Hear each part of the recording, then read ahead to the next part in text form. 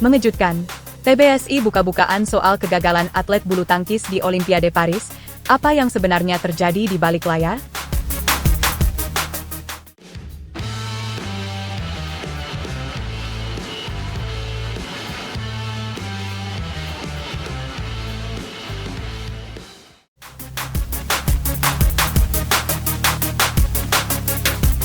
Dalam dunia olahraga, tak ada yang lebih menegangkan dari Olimpiade.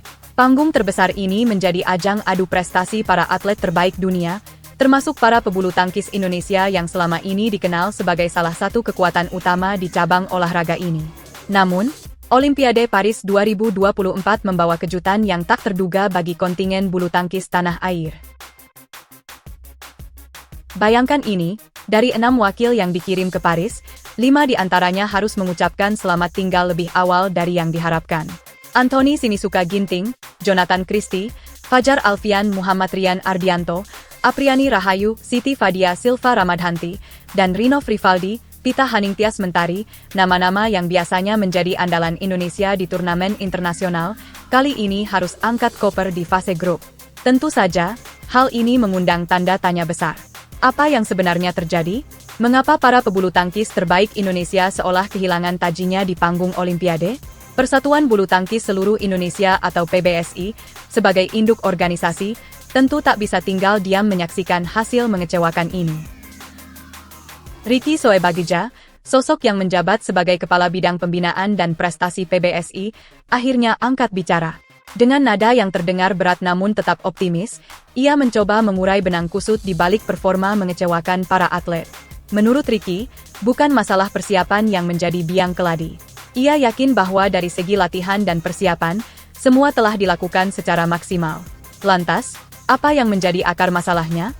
Ricky menunjuk pada satu hal, ketidakmampuan para atlet untuk mengeluarkan permainan terbaiknya di lapangan. Sebuah fenomena yang sering kita dengar dalam dunia olahraga, atlet yang tiba-tiba kehilangan performa di saat-saat krusial. Namun, mari kita jujur sejenak. Olimpiade bukanlah turnamen biasa. Atmosfernya berbeda, tekanannya luar biasa.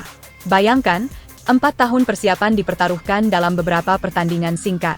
Belum lagi ekspektasi sebuah bangsa yang bertumpu di pundak para atlet. Ricky mengakui bahwa faktor mental memainkan peran yang sangat besar di sini.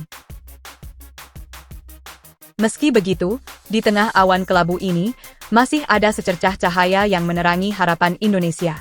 Gregoria Mariska Tunjung, sang Georgie, berhasil menembus babak perempat final tunggal putri. Prestasinya mengalahkan wakil Korea Selatan, Kim Ga-eun, menjadi obat penawar kekecewaan yang mendera kontingen bulu tangkis Indonesia. Lantas, bagaimana dengan Anthony Ginting? Pebulu tangkis yang menjadi tumpuan harapan di sektor tunggal putra ini harus mengakui keunggulan wakil tuan rumah, Toma Popov Jr. Namun, Ricky melihat ada perjuangan luar biasa yang ditunjukkan Ginting. Seperti tidak ada celah, ujarnya, menggambarkan betapa ketatnya pertandingan tersebut.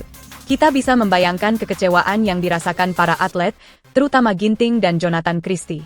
Keduanya membuka suara pasca kekalahan, mengungkapkan rasa penyesalan namun juga kebingungan atas apa yang terjadi.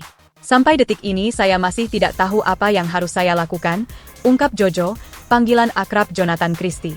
Namun, di balik kekecewaan ini, PBSI tetap melihat adanya pelajaran berharga. Ricky menekankan bahwa di level setinggi Olimpiade, skill dan teknis saja tidak cukup. Mental juara, kemampuan mengatasi tekanan, dan kesiapan menghadapi demam panggung menjadi faktor penentu yang tak kalah penting. Lalu, bagaimana dengan Gregoria? Sebagai satu-satunya harapan tersisa, PBSI menaruh ekspektasi besar padanya. Ricky berpesan agar Gregoria tetap fokus, percaya diri, dan menikmati setiap momen pertandingan. Berjuang sekuat tenaga dan jangan menyerah sebelum umpire mengatakan selesai.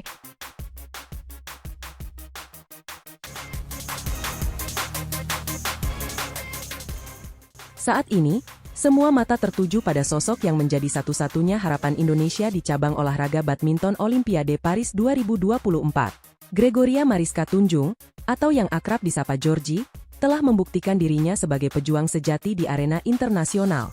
Dalam pertandingan yang berlangsung tadi malam waktu Indonesia bagian Barat, Georgie berhasil mengalahkan lawannya dari Korea Selatan, Kim Ga-eun, dalam pertandingan yang penuh dengan kejutan dan drama.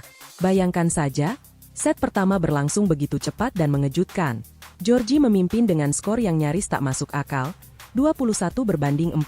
Namun, jangan terlalu cepat bersorak, karena badai selalu datang setelah ketenangan. Di set kedua, seolah-olah keberuntungan berbalik 180 derajat. Kali ini, giliran Georgie yang harus menelan kekalahan telak 8-21. Sungguh sebuah pergantian momentum yang drastis dan mengejutkan. Namun, disinilah kita melihat karakter seorang juara sejati. Menghadapi tekanan yang luar biasa di set penentuan, Georgie membuktikan bahwa dia memiliki mental baja. Dengan perjuangan yang menegangkan hingga titik terakhir, dia berhasil memenangkan set ketiga dengan skor ketat 23-21. Sungguh sebuah pertandingan yang membuat jantung berdebar kencang. Kemenangan ini membawa Georgie melangkah ke babak perempat final, di mana dia akan berhadapan dengan lawan tangguh dari Thailand, Ratchanok Intanon. Namun, jangan biarkan statistik mengecilkan semangat kita. Meskipun rekor pertemuan mereka tidak berpihak pada Georgie, dengan hanya 1 kemenangan dari 9 pertemuan, kita harus ingat bahwa dalam olahraga, apapun bisa terjadi. Bukankah kemenangan terakhir Georgie atas Intanon terjadi baru-baru ini di Piala Uber? Ini bisa menjadi motivasi besar baginya untuk mengulang prestasi tersebut di panggung yang jauh lebih besar. Sementara itu, mari kita lihat sekilas para pemain lain yang juga berhasil melaju ke babak 8 besar. Ada Nseyang, Akane Yamaguchi, Carolina Marin, Hibing Jiao, dan Chun Yufei. Sebuah daftar yang dipenuhi oleh nama-nama besar dalam dunia bulu tangkis. Namun, bukankah ini justru membuat perjalanan Georgie semakin menarik untuk diikuti? Kita tidak bisa membicarakan Olimpiade dan bulu tangkis Indonesia tanpa mengingat sejarah emas yang telah terukir. Sejak pertama kali Indonesia meraih emas di Olimpiade Barcelona 92 melalui Susi Susanti dan Alan Budi Kusuma, cabang olahraga ini seolah menjadi tambang emas bagi kontingen merah putih. Hanya sekali, yaitu di Olimpiade 2012, Indonesia gagal membawa pulang medali emas dari cabang ini.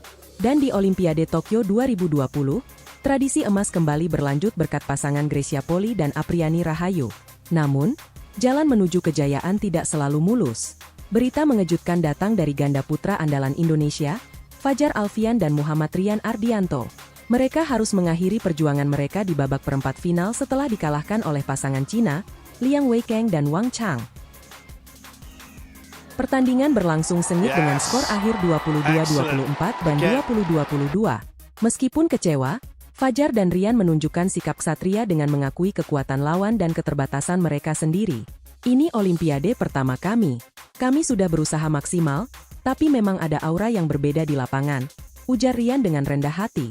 Pengalaman ini tentunya akan menjadi pelajaran berharga bagi mereka dan generasi pebulu tangkis Indonesia selanjutnya.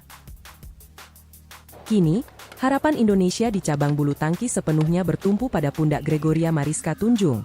Bisakah dia mempertahankan tradisi emas Indonesia di Olimpiade? Apakah kita akan menyaksikan kelahiran seorang bintang baru di panggung dunia? Satu hal yang pasti, perjalanan Georgie di Olimpiade Paris 2024 ini akan menjadi tontonan yang menegangkan dan mendebarkan bagi seluruh pecinta bulu tangkis tanah air. Mari kita dukung Georgie dengan sepenuh hati.